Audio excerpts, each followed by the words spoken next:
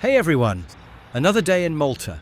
Welcome to Mediterraneo Marine Park, a place where you'll find not only dolphins and sea lions, but also colourful parrots, exotic birds, reptiles and insects. This park is more than just a zoo. It's an experience centre where we can get up close with the wonders of nature while learning why it's so important to protect them. Come along and see why this is one of the most unique experiences Malta has to offer. Our coatis are the species of South America. Although the species vary in color, the usual coloration is orange or reddish to dark brown, sometimes close to black. Their underside and short, rounded ears are often much paler, and they have black paws. Coatis have a strikingly elongated snout and a long tail, both of which are often a different color from the main body, sometimes with rings or bands of contrasting colors. They usually carry their tails erect when they walk with their bear-like gait. Their front feet have long, blunt, and slightly curved claws, whereas the back feet have shorter claws. They have webbing between their toes, making them powerful swimmers. Males are almost twice as large as females, and both have long, very sharp canine teeth.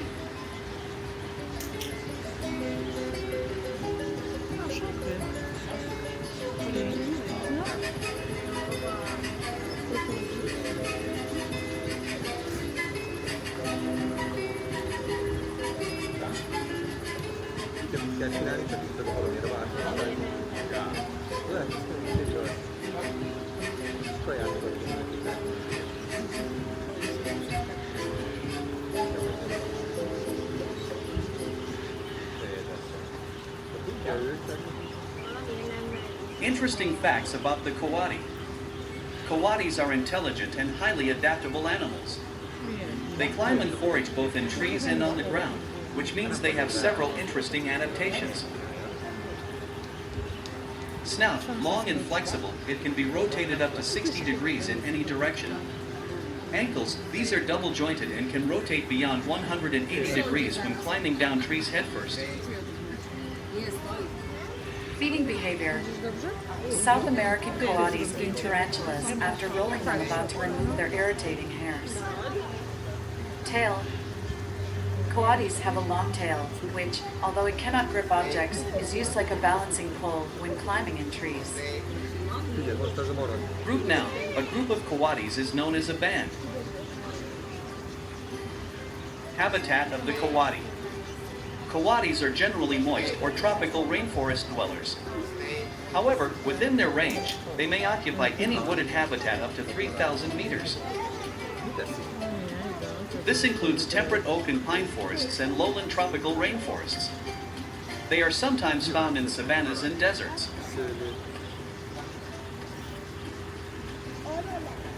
Coatis are omnivores with a highly varied diet of small vertebrate prey, lizards, rodents, birds, bird eggs, and crocodile eggs, ground litter invertebrates, and fruit.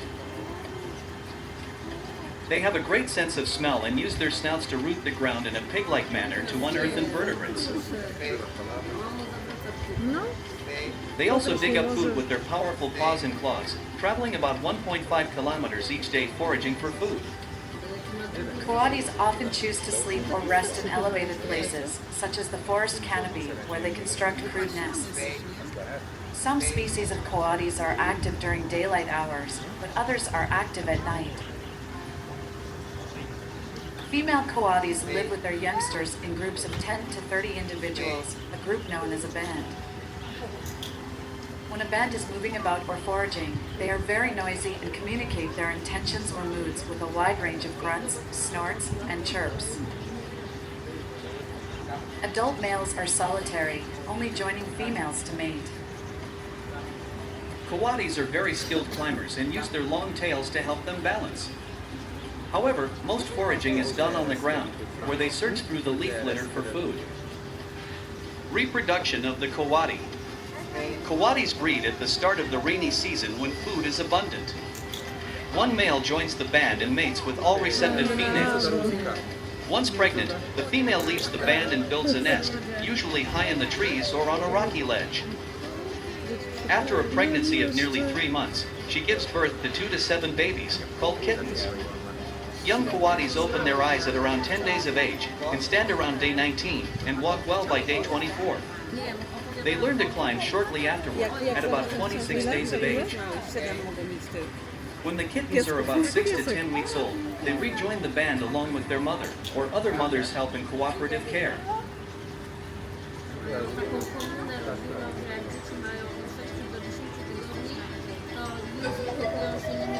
Tak jak surogatki. Surogatki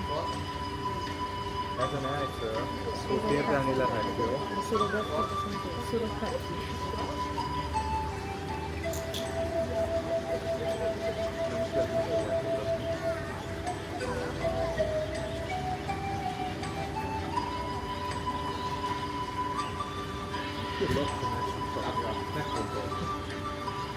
Now, let's talk about our Coatis. Lucy. She's a female Coati, a ring-tailed Coati, or neso to be precise. Lucy is 8 years old, which is more or less considered middle age, as they can live up to 15 years in nature. Lucy previously lived in another park in Malta. She was brought here as a companion for Chloe, our first Coati who was living on her own. This was not good for Chloe, as in nature, they live in groups of around 20 to 30 females. The males are solitary and only join the female groups when it's time to mate. Chloe is doing much better since the introduction of Lucy and is starting to display more natural behaviors.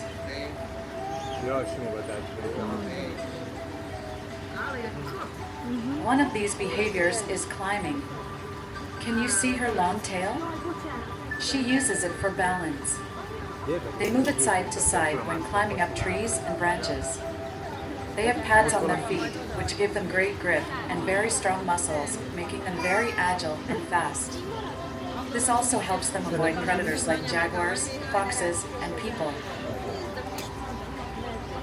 They also spend time on the ground, moving around their territory and finding food.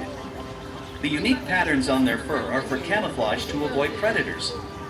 As we mentioned earlier, they are omnivores just like us and eat fruit, vegetables, and meat. This means they are active all year round.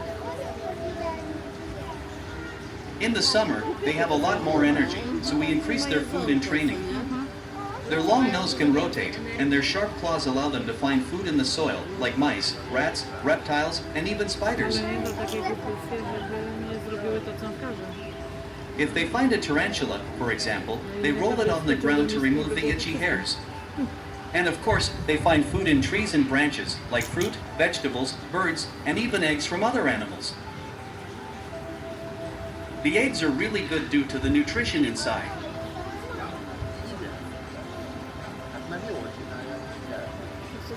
Around the 1950s and 1960s, Coatis from America were sent to Europe as pets. However, this was a very big problem because Coatis are not pets, they are wild animals. This is Chloe's story. When she was a baby, she was very cute and affectionate towards her owners. But when she started to mature, she became a little bit aggressive. Her claws can cause a lot of damage to human skin, and their bites give painful and infectious wounds. She was very territorial over areas in the house and different objects. Eventually, the owners, with the help of the government of Malta, donated her to us. It was very difficult in the beginning as she was aggressive towards us, but now, as you can see, she is very quiet and comfortable with us.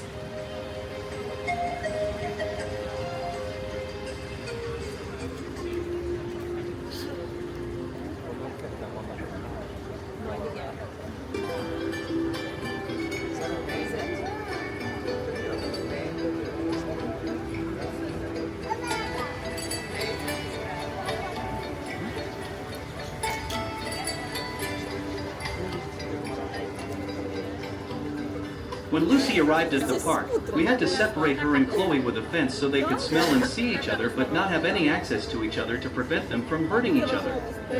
As you may have heard, they communicate with squeaks. Once we saw that they were getting used to each other, we started social training. Now they live happily together and even sometimes sleep together. We train our animals so they are physically, mentally, and socially stimulated. Each training is different. If we see a behavior we don't want, or they do not want to train with us, we either ignore them, ask them to do something different, or try again later.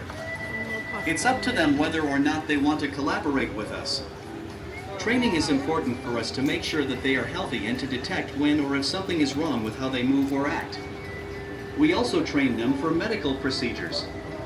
Operant conditioning is a fundamental theory in behavioral psychology, originally established by notable psychologist V.U.F. Skinner during the 1930s. This theory proposes a connection between behaviors and their subsequent consequences, which are categorized as either reinforcers. Behavior, in the context of operant conditioning, is influenced by the reinforcement schedules used. These schedules determine the timing and regularity of reinforcements, shaping both simple and complex behaviors over time. At its core, operant conditioning involves a stimulus that elicits a voluntary behavior, which is then followed by a consequence. Reinforcers used to shape behavior can be primary, such as food or drink, secondary, like verbal praise, or generalized. Operant conditioning explores reversible behavior that is controlled by consequences. At the heart of this learning model lies the principle that behaviors that are reinforced tend to be repeated, increasing the probability of those behaviors being exhibited in the future. In the realm of operant conditioning, positive reinforcement involves the presentation of a reinforcing stimulus after the desired behavior has occurred, resulting in an increased likelihood of that behavior being repeated. In applying strategies for positive reinforcement, one should consider the following steps. Clearly identify the behavior that you want to encourage. Choose an appropriate and desired positive reinforcer. Deliver the reinforcement immediately following the target behavior. Monitor the individual's response to ensure the reinforcement is effective. Operant conditioning emphasizes the relationship between behaviors and their resulting effects, whether behaviors are encouraged with positive outcomes or discouraged by undesirable results. Thanks to this theory of operant conditioning, we can establish a special relationship between animals and their carer. Thank you for joining us in our Coati training session.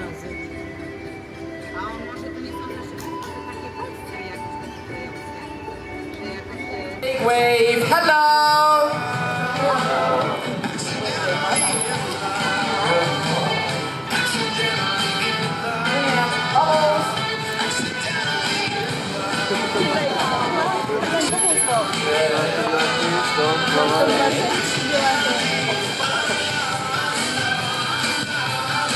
Now, Junior being a sea lion does mean that he is part of the pinniped family, which also includes seals and walruses.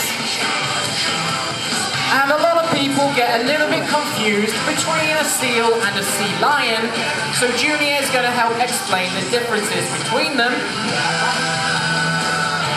Now, Junior, you are not...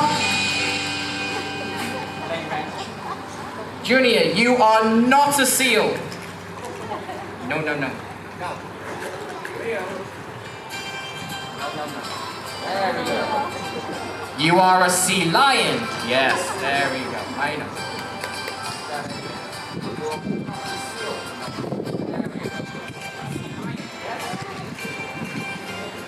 Now there are three big differences between the two. The first one being the ears. Sea lions have an external ear flap, targets, located just behind the eye right here. This little flap of skin. For a seal, they do not have this. For a seal, they have a tiny hole located in the same place, similar to what you'll see on a whale and a dolphin. The second difference is to do with their front flippers.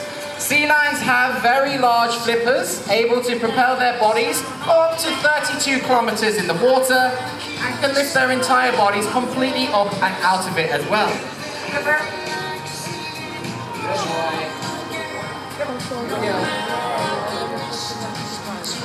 Now, water.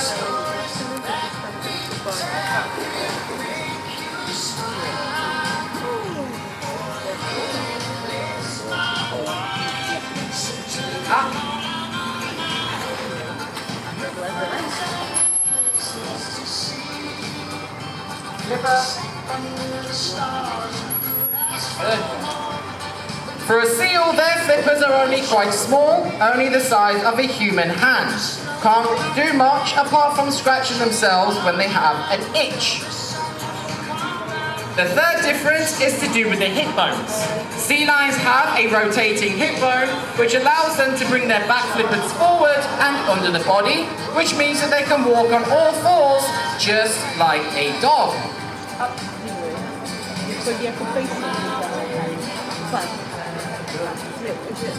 Now, sea lions get the name because of the sounds that they make. Sounds very similar to an animal you would see in another zoo or out in Africa. Julia, speak. Speak. Julia, speak. And one more, speak. Yes, good boy. So yes, they do sound very similar to a lion, which is why they would have got the name sea lion.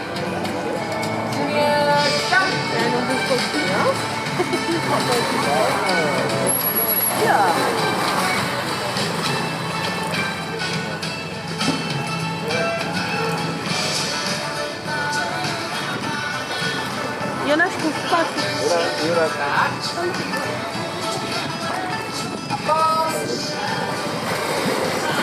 I vem na mama? Tá pintado, tá. This way.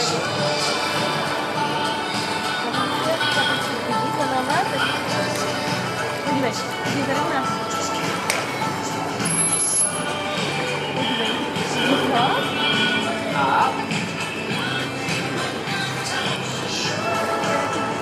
Good boy. Up.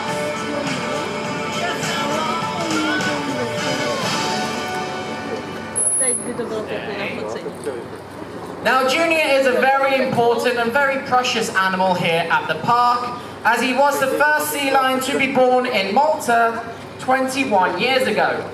In fact, we did celebrate his 21st birthday on July the 19th, which does make him one of the oldest sea lions under human care anywhere in the world. Now, the average life expectancy for a Patagonian sea lion like Junior is around 16 years.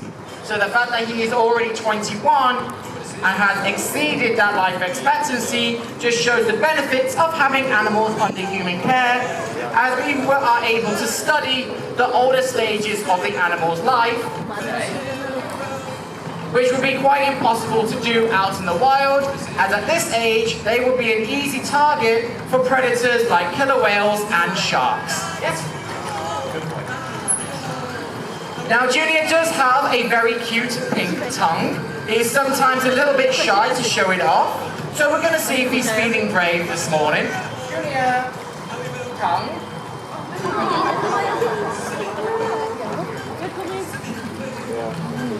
Now, that tongue would play an important part of the younger stages of sea lions' life, as they would use that tongue to help find the mammary glands of the mum to drink milk, as they are mammals just like us.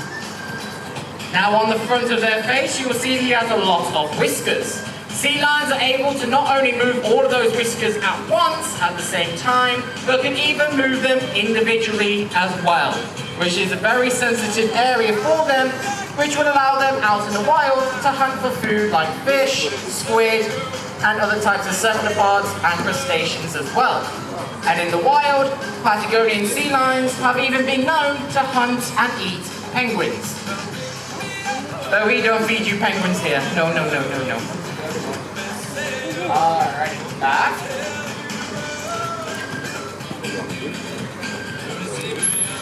Good. Yeah. Water. Now, just like us, as we get older, we start to develop eye issues and hearing issues as well. And it's exactly the same for Junior as well, as he gets older and older. So this is why when we ask for behaviours, we are very clear and loud, so he understands exactly what we want him to do and what we ask him to do as well. So everything is kept positive and successful for him.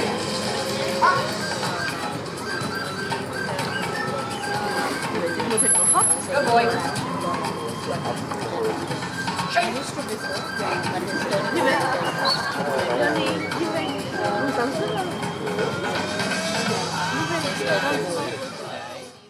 Was a pet, but the previous owners decided to bring her to the park as they were receiving a lot of complaints from the neighbor. Are you ready, Ariel?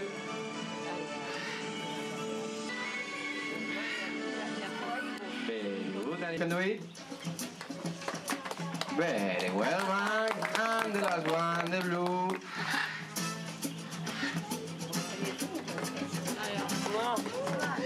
Very well, Mark. Big applause for him. So intelligent, Mark. And now we're going to say goodbye to Mark. Bye. Come on, give me the ring. That is not funny, eh? No. Mark, come on. Did I give you all the cup? Mark?